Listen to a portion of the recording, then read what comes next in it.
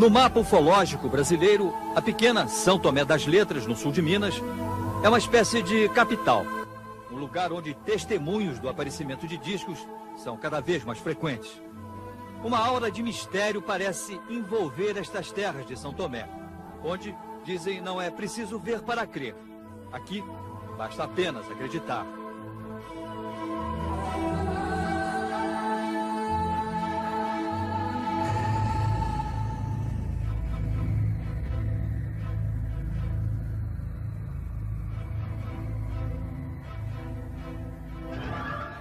A cada pôr do sol, a cidade se prepara. É a promessa de mais uma noite de busca, encanto, magia, muita expectativa. Nos fins de semana, sempre que anoitece, a cidade de São Tomé das Letras transforma-se num grande observatório. Centenas de pessoas, em sua maioria turistas, vindos dos mais diferentes pontos do país, dirigem-se para determinados pontos no alto da montanha, na esperança de verem também os sinais luminosos que, de quando em vez, aparecem por aqui. A luz das fogueiras às vezes mal consegue iluminar os rostos em vigília, à espera de um sinal. Um segredo que só este homem parece conhecer. Há 20 anos que Luiz Noronha diz ter adquirido o dom de pressentir a hora e o local em que eles, os discos, estabelecem contatos. Desses fenômenos luminosos, qual foi aquele que mais te impressionou? Observei no céu um objeto em forma de um charuto. E atrás desse objeto, diversos outros objetos menores que bailavam, sabe assim? Bailavam, faziam manobras impressionantes no céu. E foi quando a minha mulher me disse assim, olha o outro. Eu quando falei, não, estou vendo. Ela falou assim, não, lá. Quando eu olhei, vinha descendo um objeto, mas do jeito que ele veio, ele entrou dentro da nave. Além de testemunha, Noronha é um mestre na arte de registrar as histórias sobre o aparecimento das naves.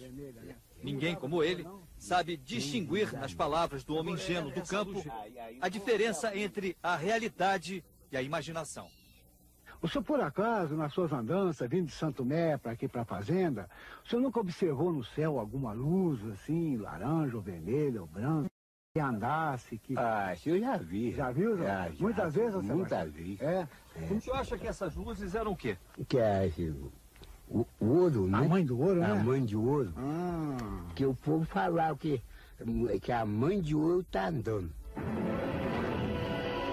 Mãe do ouro, mula sem cabeça, boitatá, histórias de fantasmas e assombrações sempre estiveram presentes na paisagem noturna do interior do Brasil. Mas segundo alguns estudiosos da ufologia, essas visões, na verdade, não passariam de representações de seres e naves extraterrestres, que o nosso caboclo, com a sua ingenuidade, teria transformado nos mitos e nas lendas que hoje fazem parte do folclore brasileiro. Quem investiga a raiz de todas essas lendas é o ufólogo Antônio Faleiro, que vive em Passatempo, também no interior de Minas. Dizem que os céus dessa cidade, onde o tempo custa passar, são privilegiados, os preferidos pelos visitantes de outros planetas. Pesquisadores de todo o país vêm para cá na esperança de registrar um momento como este. Os avistamentos mais importantes ocorridos na região de Passatempo são registrados pelo seu Antônio Faleiro em desenhos como este aqui. Este, por exemplo, que é muito bonito, representa o quê?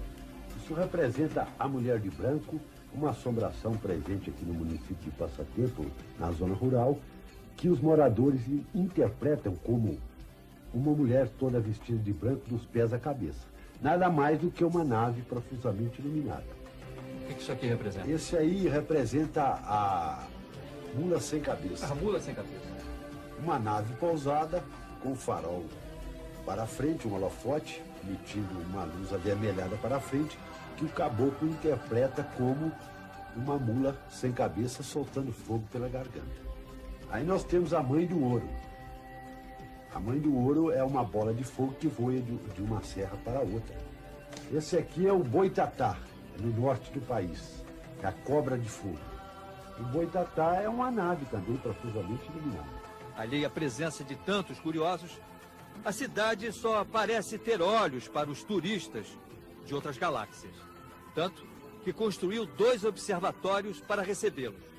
O mais novo foi batizado com o nome do Faleiro, em homenagem às suas pesquisas. Nós vamos conhecer agora o primeiro observatório ufológico do Brasil. Ele foi imaginado e construído pelo seu Antônio Faleiro. Seu Antônio, qual é o significado desse quadro bem na porta de entrada do observatório?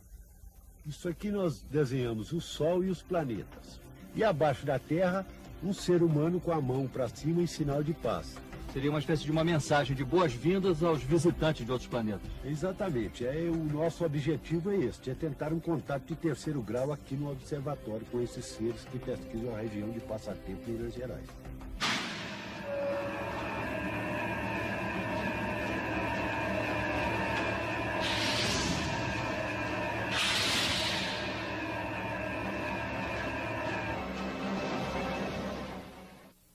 Foi exatamente aqui que você fez o teu primeiro contato. Exatamente. Como é que foi?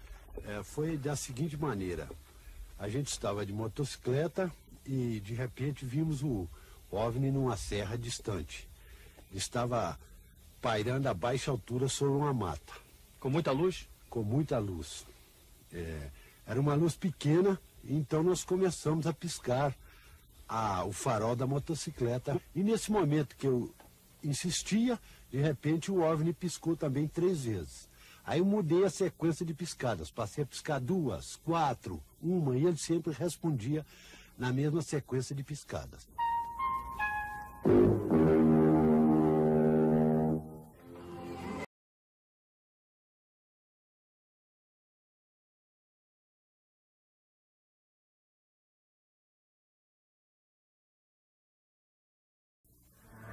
Todos os moradores de uma rua inglesa veem uma esquadrilha de UFOs. Seria alucinação coletiva? Você vai ver daqui a pouco.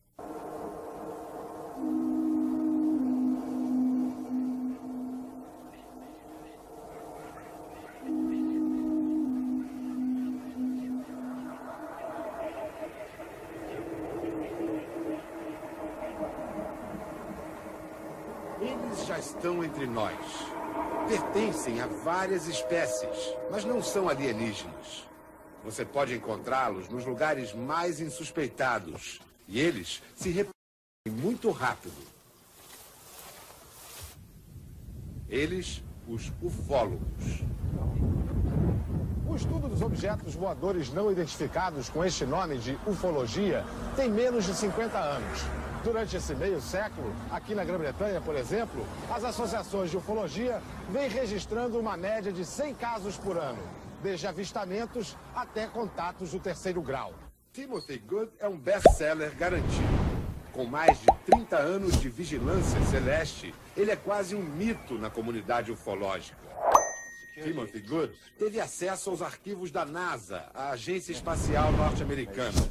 Ele nos mostra páginas e páginas de documentos secretos. Longos trechos foram totalmente apagados. O Sr. Good diz que é uma forma de proteger as fontes e os métodos de obtenção de informações.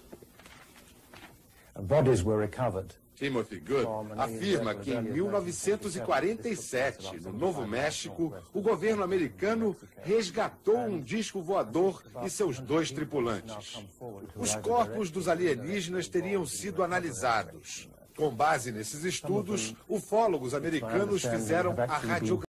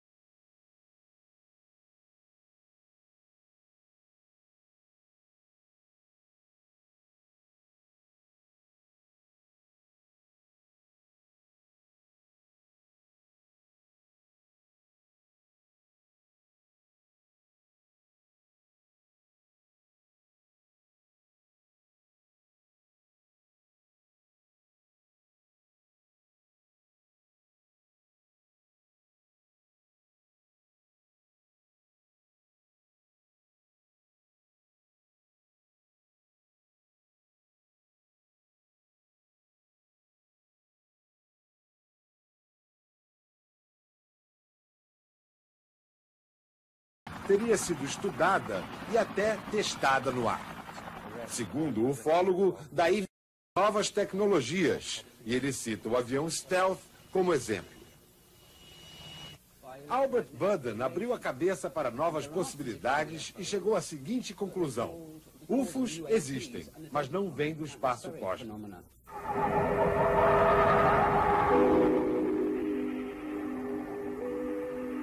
São experiências induzidas por radiações eletromagnéticas geradas pela própria Terra. Em vez de objetos não identificados, o professor Budden os chama de fenômenos atmosféricos não identificados. Quando se chega muito perto de um desses fenômenos, afirma Albert Budden, são criados estados alterados de consciência. Daí, as histórias de avistamentos, contatos e raptos seriam todas reais, mas aconteceriam dentro do cérebro.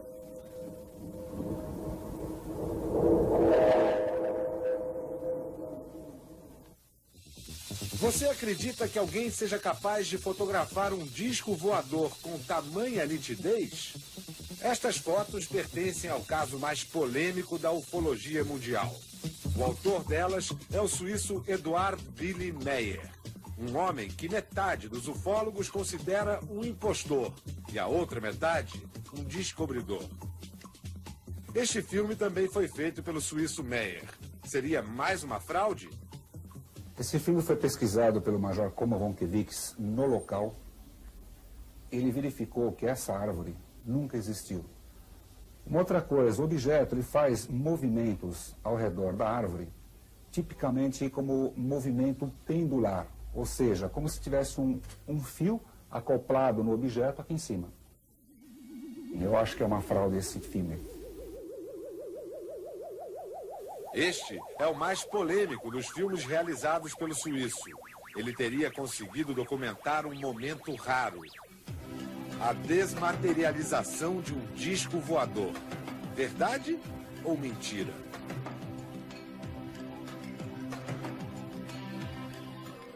Determinadas análises que foram feitas mostram que quando o objeto desaparece e depois torna a aparecer, há um processo em que há um corte da foto de uma sequência posterior, como se fosse feita uma edição, como se fosse feita uma emenda. E isso, obviamente, desqualifica a filmagem por inteiro. Nós chegamos ao ponto de não aceitá-la como uma filmagem legítima de disco voador, embora ela seja realmente impressionante.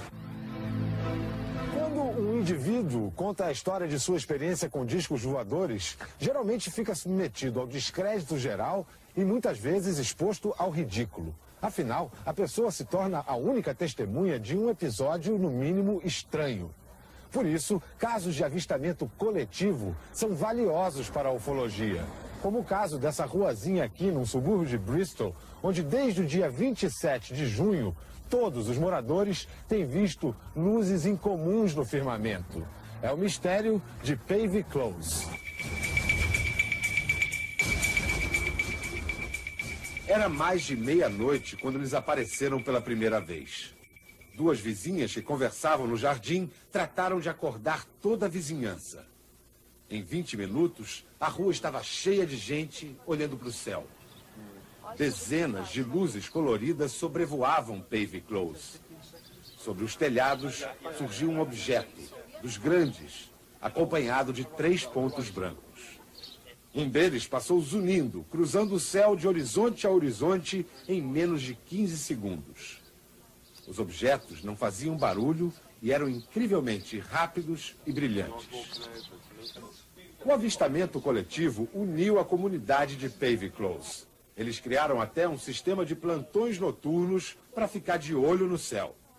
Mas a única prova que eles têm é um vídeo feito no amanhecer daquela estranha noite. Alguns ufólogos contestam a história deles, dizendo que o que aparece no vídeo é claramente o planeta Vênus. Não me importo, diz o mecânico Pash Hudson. Eu vi, eu sei. Quando identificado, um objeto deixa de ser não identificado, certo? Errado. No caso dos moradores de Pave Close, não há identificação que afaste a obsessão. Depois da experiência coletiva, eles viraram fanáticos pelos discos voadores. Nós fomos com eles numa excursão noturna a um dos picos mais altos do sul da Inglaterra. São passeios organizados por grupos de ufólogos que varam as noites vigiando o céu. Um dos guias mostra intrincadas tábuas de cálculos. Eles acreditam que, estudando as constelações, é possível localizar as naves-mães e aí prever onde irão aparecer os UFOs. Em uma dessas vigílias, o grupo conseguiu filmar uma luz alaranjada, muito irrequieta, que ficou com eles por quase 1 hora. Esta noite, houve vários alarmes falsos. Mas a persistência e o espírito esportivo da turma são mesmo admiráveis. Venta, faz frio, é madrugada, mas eles insistem. Cada luz no céu pode ser um sinal, cada estrela pode ser mais do que uma estrela. Se eles vierem, estes estarão a postos. Se não, terá sido mais um dos sonhos de uma noite de verão. Verão? Esta noite não viram, mas vão continuar rastreando o céu. Como um cachorro que late tentando morder um facho de luz na grama, o homem sempre olhou para as luzes lá de cima e encontrou mais perguntas do que respostas. A sequência do voo e do pouso de uma mancha escura nos confins da Sibéria. Uma esfera misteriosa fazendo evoluções nas montanhas do Cáucaso. Estes retratos em branco e preto são as evidências mais fortes que se pode encontrar na Associação Ufológica da Comunidade de Estados Independentes. Países onde até bem pouco tempo atrás, câmeras domésticas de vídeo não existiam. Segundo um dos mitos mais recorrentes na literatura ufológica, os soviéticos guardariam os maiores segredos sobre o extraterrestre. Corriam histórias de contatos entre astronautas soviéticos, recordistas de permanência no cosmos, e alienígenas na órbita da Terra. O problema, de acordo com os ufólogos, era a KGB, que escondia toda a informação. Os ufólogos eram tratados como dissidentes, conta o mais respeitado pesquisador de UFOs da Rússia, Vladimir Ajajá. Vários foram internados em hospícios. O Comitê Central tinha uma lista negra dos que cometiam a tal pseudociência da burguesia decadente. Depois de agosto de 91, ufólogos russos exigiram e conseguiram acesso aos arquivos secretos da KGB sobre objetos não identificados. Constatamos que não se tratava de um trabalho sistemático e científico, afirma o professor Ajajá. Encontramos 2.000 documentos, mas eram todos estudos e relatórios ocasionais. A maior parte, testemunhos de pilotos de avião que viram coisas estranhas no céu. Frequentemente, pilotos de aviões voltam à Terra com relatos de avistamentos de objetos não identificados. Aqui na Rússia, um piloto que voou bem mais alto, um astronauta, tornou-se o presidente da Associação Ufológica da Comunidade dos Estados Independentes. O astronauta Pavel Popovich, condecorado 2 vezes herói da União Soviética. Quais foram os motivos que o levaram a tornar-se presidente dessa associação? Alguma história pessoal? A única vez que vi algo não identificado foi num avião, indo de Washington para Moscou, diz o cosmonauta. Popovich garante que as histórias de contatos imediatos em torno da Terra são invencionices. Se tomarmos 100% do que se fala e escreve sobre UFOs, apenas 5% podem ser considerados pesquisa científica séria, afirma o herói Popovich. O astronauta usa hoje o seu prestígio para ajudar na solução de enigmas celestes. Histórias inexplicáveis, como a do piloto Maxim. Você pode acreditar que um objeto não identificado paralisou e incendiou, sem usar nenhuma arma aparente, essa máquina de guerra chamada MiG? Você pode não acreditar, mas a justiça militar russa acreditou. No dia 14 de agosto de 1991, o piloto Maxim Churbakov, de 19 anos, fazia um voo de treinamento na Sibéria. A 1.400 metros de altitude, com 14 minutos de voo, Maxim informou ao controle em terra que algo estranho estava acontecendo. O motor estava parando e o número de rotações da turbina estava reduzido a 20% do normal. Nenhuma resposta do controle. Maxim se comunica mais uma vez com a Terra. No terceiro contato pelo rádio, ele diz: tenho que me catapultar. Silêncio no rádio, silêncio no avião. O motor parou totalmente. 1 minuto depois da primeira mensagem, vem a resposta do controle: catapulte-se. Maxim conta que depois desse primeiro incidente, ele passou por exames médicos completos e foi isento de culpa. 11 dias depois, lá vai Maxim voar de novo. Desta vez, estava a 4.000 metros, quando viu se aproximar à sua frente, do lado direito, uma esfera cor de fogo. Ele informou à Terra que estava vendo um UFO. Enquanto falava com o controle, o objeto se aproximou velozmente. O motor parou, o sistema elétrico pifou e o avião começou a pegar fogo. Maxim Churbakov teve que saltar de paraquedas de novo. E aí, a Justiça Militar não perdoou. Abriu inquéritos contra o jovem, acusado de crime contra o patrimônio do Estado. Depois de meses de investigação, a Procuradoria Militar concluiu que Maxim não havia cometido nenhum delito. O professor Ajajá afirma que o jovem piloto pertence a uma categoria de pessoas que, não se sabe porquê, atrai UFOs. Agora, fora da aeronáutica e recém-casado, Maxim Churbakov desfruta a lua de mel em Moscou e sonha com um emprego de aviação civil. Quem se habilita a ser passageiro dele? O astronauta Pavel Popovich lutou muito pela absolvição do nosso malfadado piloto. Como o presidente cético de uma associação ufológica, Popovich fala com o conhecimento de causa de quem já esteve lá em cima. Com a palavra, o cosmonauta. Não tenho dúvidas de que exista algo mais desenvolvido do que a civilização terrestre. Não sei como isso se chama, razão superior, Deus, ET, mas isto existe. Me convenci disto quando fui ao cosmos e vi esse enorme mundo infinito, em movimento e harmonia. Não tenho mais dúvidas. Nós não estamos sozinhos. То есть мы не одни.